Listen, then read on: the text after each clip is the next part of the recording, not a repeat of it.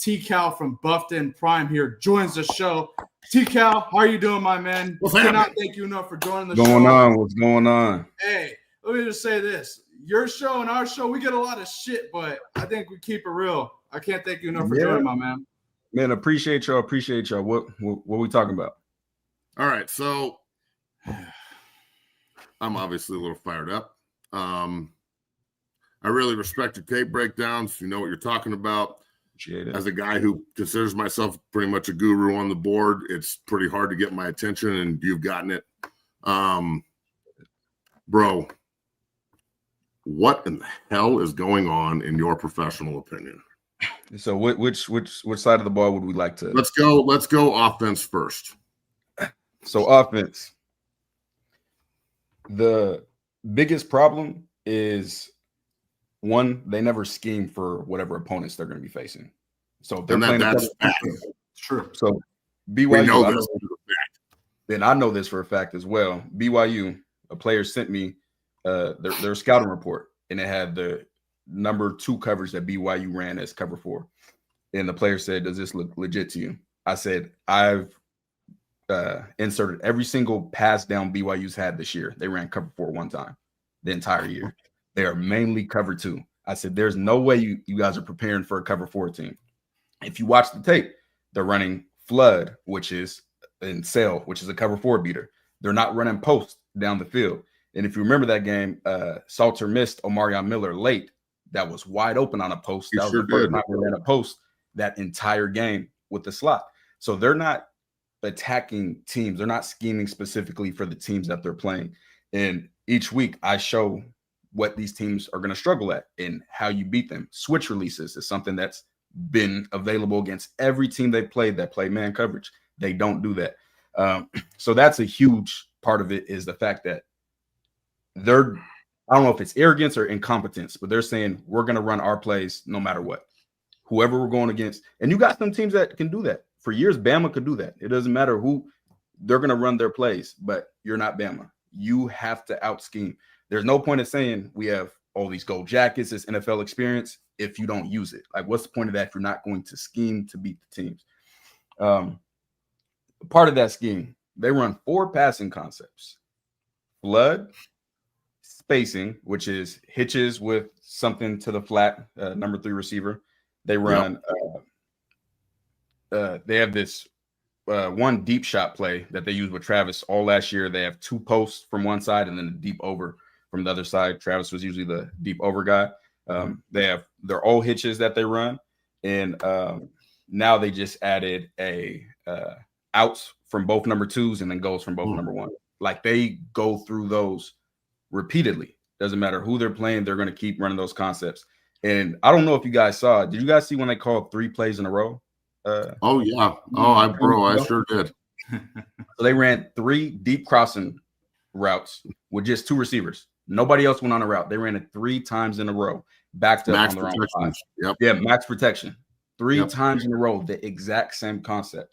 So it's like they started the game with the screen right, 2 yards. Yeah. Screen left 2 yards. And I'm like, why are they throwing Sincere Brown a screen? So now Sincere Brown, tunnel screen, he got busy at Campbell, but we've been seeing Campbell dog. Yeah, I believe it. Well, yeah, that's the problem. You're running screens. I can't believe I just said that.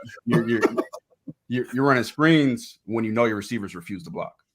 Like, that's another huge problem. And I heard that Coach Phillips said he doesn't coach blocking because blocking is a mindset. If you know your receivers don't block, what? Oh, they said that out loud? Seriously? Yeah, this was in an interview. You're telling me right now they said out loud on film, we're not going to coach blocking, it's a mindset? Oh, fuck. I promise you, I never lied. It's just to a skill player? I've never lied. Fuck me. Oh my God, bro. I'm so glad you're on this show right now. Okay. So, you're doing things that don't work to your strength of your players and your personnel. You're running screens. So I think their strength is their offensive line. They're pretty big. They're physical. Xavier Hill's a really good player. Seaton's a really good player. They haven't run one double team with Hill and Seaton all fucking year, which really bothers me. They won't put a fullback on the field. They won't run vertically. They have a run-first quarterback. Marshall Faulk, Andre Gerard, Pat, all these NFL guys, they know how to be physical. They know how to run vertically. Why won't they do it, bro? Why are they so enamored with just trying to turn quarterbacks that aren't NFL guys? I don't know if Juju is one or not, into NFL guys. We can't acclimate. Again, I brought this up at the beginning of the show. What did Kenny Dillingham do with Sims this week? Did he try and make him play like Levitt? Nope. They ran the ball 28 times with that kid. He had 228, 2 tutties. Like, holy shit, bro. You can hit, as you know, and as anybody in the comments know, if you're in college, especially if you're 70% proficient running the ball, you can wear people down and hammer them with the rock. Like, this is not the National Football League, bro. I don't understand it. Please, please, please try and help me off this ledge. Because as a trench guy, I'm starting to really, really question what we're doing. Well, I tell people all the time, in college football, I'd rather have a quarterback that can run and not the greatest passer than a great passer that can't run.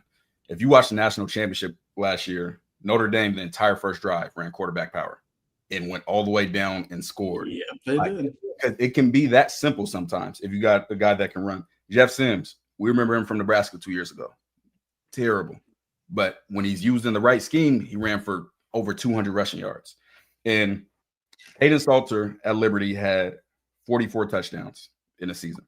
He was third most in college football behind Jaden Daniels and Bo Nix. Colorado, if they knew he was going to be the starter, should have taken that exact offense and said, hey, we've seen what you've done. You've got over 40 touchdowns. We're going to run that. They didn't. They're doing their offense and what they want to do. Salter works best in a true RPO scheme. What I mean by that, Colorado's RPOs are RPO bubbles. Like, there's no slants with them. Like, there's never any type of vertical route concept. It's just an RPO bubble every time. Back to what you're saying about the run scheme, I have not seen them run duo a single time in the past 2 years. And to explain, so inside zone and duo, schematically, you're getting the same amount of doubles. But when you're doing zone, it's a fast flow. So you're going lateral. And if you don't have athletic enough linemen and they get beat to their gap, somebody can get vertical and disrupt the entire play. Whereas duo, if you got bigger guys and you can get your weight on them early and get them vertical, now you're giving your running back all types of lanes to run through. So I don't understand, like, if my run game isn't working, I'm going to try anything. Like, I'm going to run other stuff. I'm not just going to say, okay, we're just going to run inside zone and we're going to figure it out. Last week, they started doing power with the guard in tackle pulling, which I hate, because if a blitz is coming or if the edge is really on his job. Arizona was just sitting in the hole. Yeah, they did that every time they try to run it. So it's just it's frustrating seeing that no matter what they have, a team they're facing, they're not going to scheme against that team. The personnel that they have, they're not going to scheme for their personnel to be in the best situation. And for me, it all comes down to coaching. Like, it all comes down to coaching. All right, Juju starting. He stepped in and I thought played pretty well for being in a blowout and half the crowd being gone, or I'd say 75% of the crowd being gone, and the other 25% being Arizona fans and hammered college kids waving their shirts. Unbelievable. Keep in mind, Koenigsberg was in that group. My kid went up there too, and everybody had a good, grand old time. Wow. Yeah, bro, it got weird. It was one of the weirdest nights in Folsom I've ever been. Juju's going to play. He didn't hurt his finger that bad at the end of the game, thank God. Tell me how they're going to be successful with this kid at West Virginia who just hung 45 on Houston. They're susceptible to getting beat. I know we got good players, but is it just going to be like, all right, Juju, you're the starter, and we're going to go do everything the same way we did with Salter, and you just have to acclimate and figure it out, bro. Let's go. Yeah, I think it's going to be the exact same thing. And the problem with that is the reason Colorado's run game has had success this year is the threat of Caden Salter. So when they're running read option last year, if you go watch the film, the backside defensive end was running down the zone every time because there wasn't a quarterback to hold him with his fakes and keep him there. So that threat is what opens up some of these zone lanes. So now you're going to switch to a quarterback who Yes, he can scramble, but he's not, a read option type quarterback. So that's going to put a damper on the run game. And for the pass game, I think they're going to keep it the exact same, which I think Juju, it suits him more as far as the spacing concepts, the timing concepts. I think he's going to be good at that. However, the interceptions that happen, Staub, I can't remember his first one, Staub, Salter. The reason those are happening, other than the throws being bad, is the DBs are sitting on everything. Like they know you're not trying to beat them vertical. Like you're running outs, you're running hitches. Why am I going to back up when I can just jump those? Like I know what you're doing. And it's so predictable because they'll run it on first down, get no yards, run on second down, get no yards, and third and long. All right, now we got to pass it. And most likely 500 ball. So it's I expect them to do the same stuff. They should heavily lean on the run game. Try to use that. Anytime you trying to get a quarterback acclimated, Utah, when they played their true freshman quarterback, and you see how they got him acclimated. Yeah. Yes, sir. Run the ball and be able to control the tempo of the game. In West Virginia, they've had a rough season, but there's talent on that team. Like they have talent. I mean, you see what they did to Houston, and Houston wasn't missing anybody. So that's true. That was big. And then West Virginia's fallen back on a coach who's been there, who had a ton of success, who knows what they expect there and the tradition of that place and the pride of it. And it worked for them this week. And I'm sure they're looking at this game as an opportunity to put up 60 at home on a team that's given up 105 points in 2 games. So let's switch to the defense, my friend. I always start trench and go back. I think we are severely missing a 3 technique that has any ability to play whatsoever. We are awful inside, but we are leaky in the secondary. We can't tackle a soul. The effort is bad. The pursuit angles are bad. Robert Livingston is a good coach. They were really proficient last year on the defensive side of the ball. I'm confused. Run with that. So I'll start with what you're talking about with pursuit angles and tackling. It goes back to how you practice. And we watched their practices on our channel, and I was a real stickler. I played safety. I played nickel corner. When I practice, if we're not tackling, if I don't finish tagging off on your hip with both hands, that's a missed tackle. So if I'm not in position to get there, then that means I missed it. And I'd see times where they were practicing, and even Coach Prime one time, Carter Stoutmeyer, he said, "Good job, Carter." Like, no, that's not a good job. He has to keep closing the gap and get both hands on. Then you see in the games, hey, these angles aren't right. That's because of how you practice. You have to practice the same way, and that carries over into the game. And I think that's why they started going live, so players could see, hey, we're actually missing these tackles. These aren't just tackles. Trenches, not just a 3 tech. You don't have a bona fide 1 that can take on those teams and not be moved. Chidozie was a huge impact to last year's defense, not being able to eat up double teams, not get moved. And Quinn Barnes, I love his effort, love his hustle, but he plays too tall, just too tall, and he doesn't use leverage well.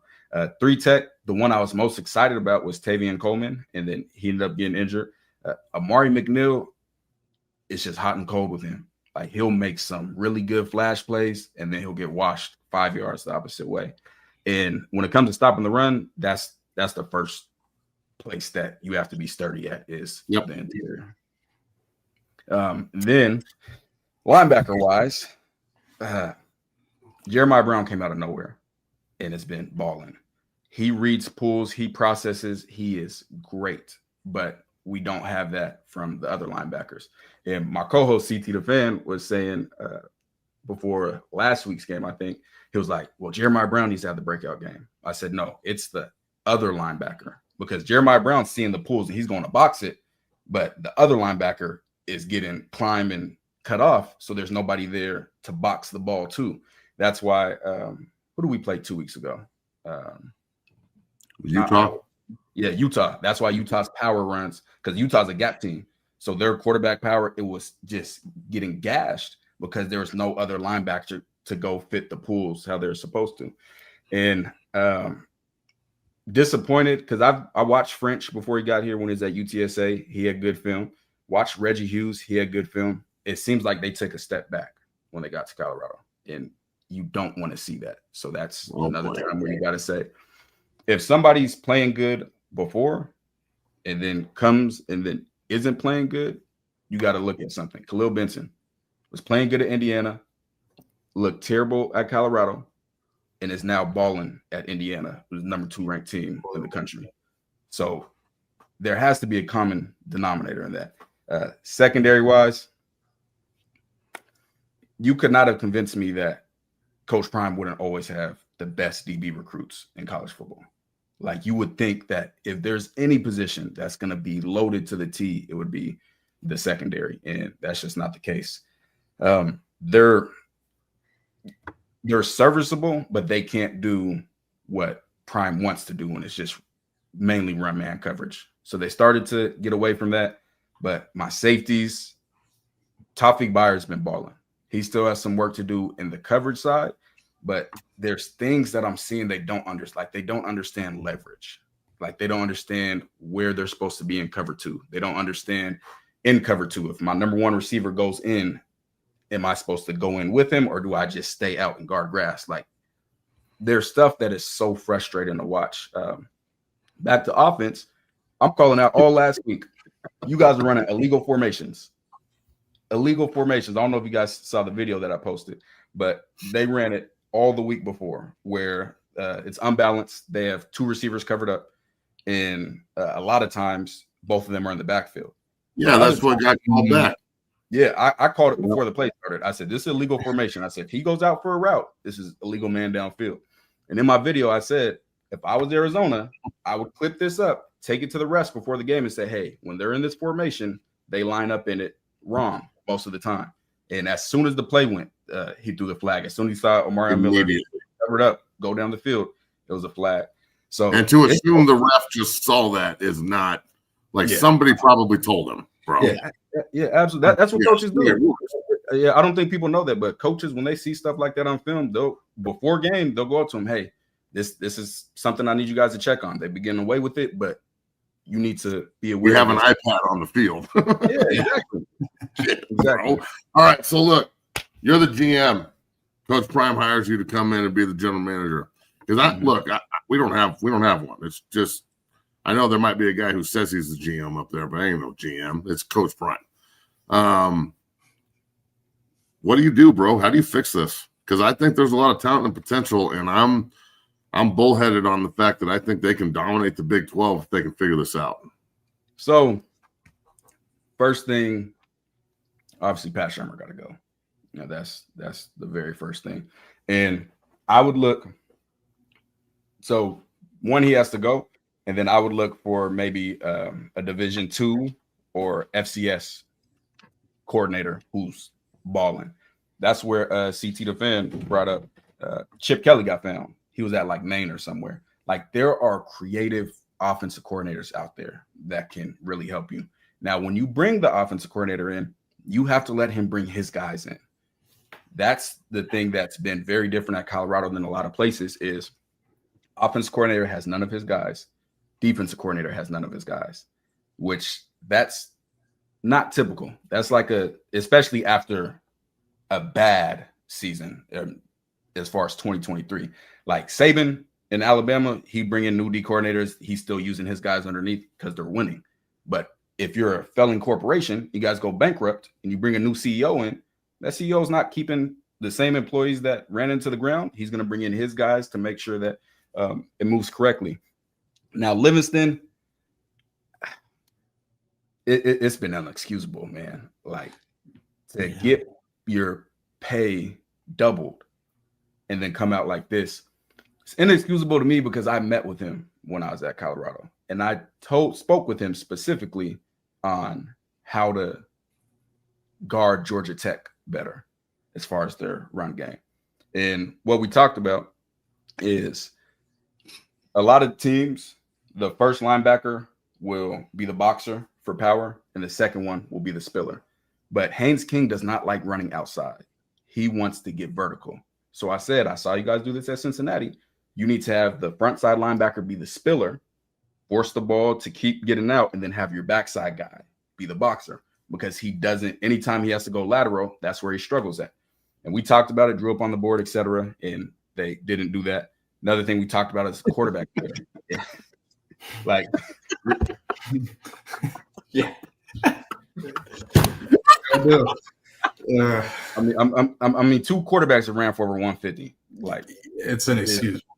And Fuck, man, this is awesome. Talked about read option. And read option, you have to have a dedicated quarterback player. Always. A dedicated rundown player, dedicated quarterback player. It looks like they never have a dedicated quarterback player. And sometimes the quarterback player, the safety should never be the quarterback player. Ever. So there's just a lot. It's disappointing, man. Because I watch their film every week. I break down the opponents. I put out my scouting reports where people can pull receipts and say, hey, you were wrong. I break down all these teams and say exactly how to stop them. And you're right every week. Every week. And they're just like, all right, you know what? We're gonna run cover one, we're gonna run cover three and call it. Like, no matter what, it doesn't change. You get BYU, they had true freshman quarterback. They blitzed maybe 2 times that game. You saw what Delaware did as soon as Juju got in. They were sending everybody. That's what you do to a true freshman. You challenge them to process under pressure. Like, you have to do that. And they just don't take advantage of anybody they play. So until Livingston, honestly, we'd have to have a conversation. But I'd have to clean house offensively and defensively. There's everybody. There's too many friends on the staff. Oh boy, yeah. There's definitely a lot of friends on the staff. That's for damn sure. Bailey, TK, let me ask you: this team, since the Iowa State win, seems like a completely different team. Coming off the bye and then coming to Utah, we heard reports that some players were late coming back off the bye week. We saw Coach Prime go down to Texas and go and fish during the bye week, etc. Let me ask you, from your perspective, what changed from the Iowa State win to the Utah? What changed? Because it really seems like you lost bye week and it's fucked you. Yeah, definitely lost the bye week. There's no way I could go into a press conference and say I was unprepared after a bye week. You had 2 weeks to watch film solely on how to stop the team you're playing. Now, players leaving, personally, when I was a true freshman, I'd go home like as much as I could. After that, when we got older, we didn't leave on bye weeks. Like, bye weeks, we're still getting it. It's open in the gym, so we still grinding in the weight room. We're up there in the film room all the time. And one thing that I did not like hearing him say is Prime said, I'm not changing how we're playing based on what the quarterback's going to be for Utah. He said we're treating them the same. That's a problem. One's a true freshman, and that true freshman also happens to be left-handed instead of right-handed. So just the handedness alone, you should treat those quarterbacks different as far as where you're sending your blitzes from, how you want to get your pressure going. For a left-handed quarterback, you want to make him scramble to the right where it's harder for him to throw and so forth. And he said that he was going to treat them the exact same. Now, the run game, you could have treated them the same, but still, they are not understanding how to stop quarterback runs. And people always in the comments, we need a quarterback spy. We need a quarterback spy. A quarterback spy is for a scrambling quarterback, meaning on pass plays. These are designed quarterback runs that they're killing. It's 11 on 11. Yeah, it's just designed quarterback runs. You got to get a guy for each gap, and they're not able to do it. So a lot of it goes to the transfer portal too. They did not improve at any position other than offensive line, and not a ton at offensive line, but they improved. But outside of that, I can't name any position where I said, yeah, they definitely got better. You're doing a great job, but this is depressing as shit. It is. This is how can you? I guess my next question is, how can you squander all that momentum off last year? Think about just 2 years ago, bro. I was up there talking to a 1-11 team, trying to get it. Like, I went up and talked before the Cal game, and they ended up winning the game. And then the rest, it was just the worst football I've ever seen. If you would have told me 2 years later we would have the number 2 pick in the draft and the Heisman Trophy and all these awards and Shador and Horn and Wester and all this hype and all this momentum, and we would fall off a cliff like this, I'm fucking dumbfounded. Yeah, it's almost like they thought it was going to be easy again. Last year, before the season, I said 10-2 was the floor. Everybody called me all types of stuff. And you watch that season, there's no way they shouldn't have won 10 games. They definitely should have won 11 games. Yeah, exactly. Like they underachieved last season, in my opinion, based on all the talent that they had. And then you go to this year, there's philosophies that have to change in order for them to get better. Coach Prime has his set philosophies. They worked really well at Jackson State, but they have not been proven to work well at Colorado. One of them is the cornerback height thing, where he doesn't want cornerbacks under 5'11". That's why they didn't take a look at D'Angelo Pons, who is the All-American quarterback at Indiana, who wanted to go to Colorado, but could not get a call or text anything just because of his height. They're going to have to start changing the way they evaluate players. Jaheim Owens, yes, he's big. Yes, he was at Alabama. No, he shouldn't have been ranked the number 1 defensive player in the portal. No, his tape wasn't impressive. Like, these are just facts. He's a turd, bro. He sucks. I mean, I'll say it. You don't have to say it. I'll say it. That kid plays defensive line, the position I played there, and it is hard to watch. It is, and that's because of they're looking at SEC guys that haven't played or haven't versus, hey, we got this guy. And it's crazy because they had a lot of good gets the year before as far as under the radar guys. But this past year, it was a huge miss. And I know guys, I'm not sure if you know him, Matt. I don't know if his brother's name. He was a legacy guy, Hosea Wheeler. His brother played at Colorado, played corner, I believe was All-American, and actually was drafted. Yep. And he was in the transfer portal. And from Western Kentucky, he's at Indiana now, balling out. And he wanted to hear from Colorado. And Colorado did not reach out. I think he even reached out, and they weren't interested. Tons of guys like that, yeah. Legacy player.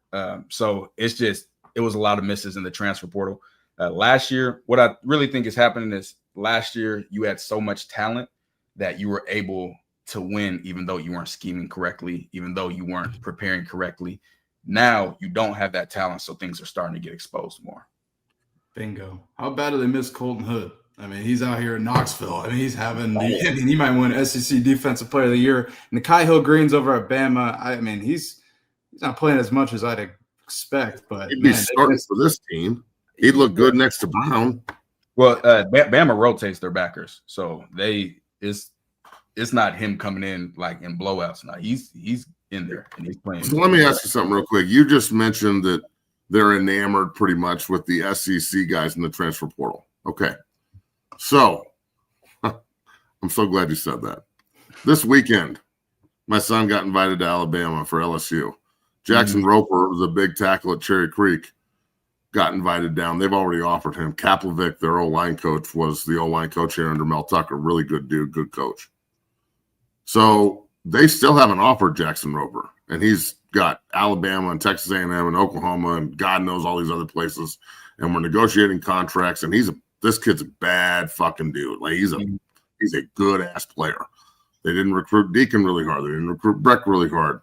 But Roper is going to Alabama this weekend. He plays right down the street. Why aren't they enamored with the kid that's getting recruited heavily by Alabama that's right down the street? But they'll take the turd from Alabama that can't play, that has no ties or anything to the state of Colorado whatsoever. I know that people are worn out by this, but I'm going to keep beating this fucking drum. You got to mix in some of the guys around this area that can play, that give a shit a little bit, because it turns into mercenaryville and no one cares. Mm-hmm. I can speak to that personally. I'm from Seattle, Washington, and Steve Sarkisian got the job at UW when I was in high school. I finished high school with 22 offers, was an All-American, never had a UW offer. My first offer was Purdue. My second offer was Colorado. Never got a UW offer, and my practice field is literally less than a mile from UW. So that left a bitter taste in my mouth in the local recruits for multiple classes. So I know how that is when you're a dog from where this college is and they're not recruiting you. It's kind of inexcusable. I'm not gonna say kind of. It is inexcusable. It is You totally always be first bro. on the guys in your area. Like you have to. It means something to the community. It means something to those schools as far as the future. Like you don't know who's gonna end up coming out of these schools, and if you're not even paying any attention to them, just because you don't feel a certain way about Colorado football, etc., it's not gonna. Right now, Colorado isn't built for longevity. Like nothing that they're doing is being built to last. It's kind of like a quick fix thing, but you have to start. Obviously, there has to be some quick fix when you go 1-11, but there also has to be longevity building blocks that you're paving, and I'm not seeing that. Bailey, you say you're from Seattle. Where'd you go to high school, TK? Seattle Prep. Seattle Prep. I went to Winneville High School. I grew up West Seattle. 22 years living there, so I was like, oh shit, another Seattle PNW. From the CD, 23rd and Jackson. Hell yeah, the Seahawks. By the way, the Seahawks last night. Oh, last night, man. Sam Darnold looks good as shit, bro. Good lord. So I'm glad you mentioned that. Sam Darnold, how many times has he looked like a bust in his career? Like 10. And now he's in a situation, and now he's looking like a star. It hurts my heart. Geno Smith looked like a bust. Then he got into a situation, he looked like a star. Salter was a star at Liberty. Then he gets to Colorado, and everything goes downhill. Yeah. You have to build and scheme around who your players are. You have to understand what players you have, what they excel at. Otherwise, you're never going to be successful. You can't just say, all right, we're running this no matter what. If I don't have man coverage, guys, I'm not running man coverage. It's simple. I'm not going to say, oh, well, I just like running man coverage. And then I'm not going to say no names, guys getting beat deep week after week after week. And, it has to be fixed. I literally got a player messaging me right now from Colorado that's watching. But, it's right. I hope you guys beat the shit out of West Virginia. Please, please, please play hard. Please give a shit. I understand coming from the bottom of my heart that we love you guys and we want you to be successful. But God damn it, it's just that name on the front's got to mean something, gentlemen. And you can't cover up what we've seen the last 2 weeks. And look, I'm just going to say this, and we're going to talk about this a little bit more when we let you go too. But the last time I've seen this, was in 2005 when I was a rookie with the Jets. And I watched Nebraska beat CU at home 30-3. They were throwing batteries at the players, and they had to remove the entire student section. And then they had already wrapped up the Big 12 North at that point, and we had won it the year before as well. And then they went to Houston and played Texas, and Vince Young and the eventual national champions beat them 70-3, and they gave up 100 points, 100-6 in 2 weeks, And that was coming off 4 out of 5 years Big 12 title games, really good stretch under Barnett, a lot of NFL players. Really the last time we won a bowl game was my senior year, the year before. And they fired Gary before he could get back on the plane. Now, I'm not saying Coach Prime needs to be fired, and I don't think he would lose his job unless he resigns. But there needs to be a standard, and the axe needs to fall on somebody, in my opinion, just to light a fire under everybody else's ass that's going to survive the chopping. I don't see how you can. That was okay, giving up 100 points, 100-6. Coach Barnett gets fired after everything he did for that place, and Schumer's not even going to lose play calling responsibilities. Livingston, nothing's going to happen to the defensive staff. We're just going to flush this down the toilet and just act like it didn't happen. West Virginia's. If we don't take this seriously and figure this out, West Virginia at 10 a.m. in the rain and 50 degrees. Rich Rodriguez is going to. Holy shit, bro! I'm concerned. Yeah, and as far as Coach Prime, he obviously there's no risk of him being fired this year, but he shouldn't be. I want him to fix this. But if he has another losing season next year, that's 3 out of 4 losing seasons. And when he signed his contract extension, he was the number 6 highest paid coach in college football. You can't have 3 out of 4 losing seasons being the 6th paid football coach in the country. And it goes back to he's going to have to get comfortable being uncomfortable. And by doing that, he's going to have to remove the comfortability, his friends, the people that he knows from the pro. Like, he's going to have to start from scratch. That's the only way for this to change. And that's getting a new OC, most likely getting a new DC, and letting them bring their guys in. You can have some of your guys mixed in, but you need people that are not the word loyal gets twisted some. You need guys that aren't blindly loyal to you.